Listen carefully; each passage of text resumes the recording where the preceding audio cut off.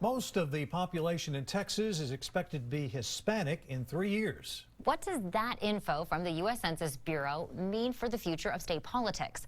KXAN morning anchor John Dapkovich talked about it with Alana Rocha of the Texas Tribune. Okay, so we're talking about these census numbers, which normally perhaps maybe is not super interesting, but we're seeing changes here in Texas that really could have big effects down the road. What is it that we're looking at so far? And not that far down the road. Yeah. I mean, 2022, Hispanics are set to have a plurality here in Texas. I mean, just last year, the numbers showed that about 9 Hispanics, for every 9 Hispanics that moved here or gained in population, 1 white person.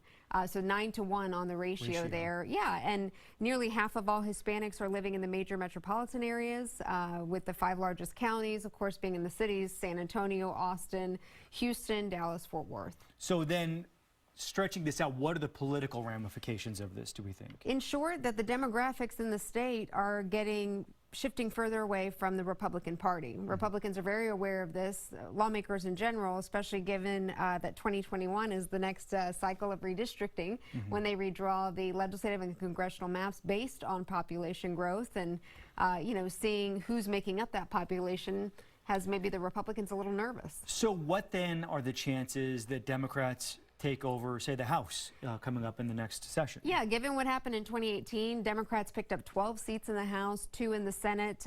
Even Dan Patrick, head of the Senate, who doesn't really see the Republican majority in his chamber as, you know, threatened, he sent an email this week to supporters saying, my #1 goal and all Texas conservatives' #1 goal should be making sure that Republicans control the House and that House Speaker Dennis Bonnen is reelected. So what then are the Republicans doing to try to push back against this? Well, everything they can, and just this week they came out with a new super PAC that is just focused on registering new GOP voters. Interesting. Yeah, I mean, again, they saw close margins, closer than comfortable statewide and elsewhere around the state in 2018, and they just don't want the hint of purple that maybe they see the state going to continue. Makes you wonder, though, because Democrats have always been very big into voter registration.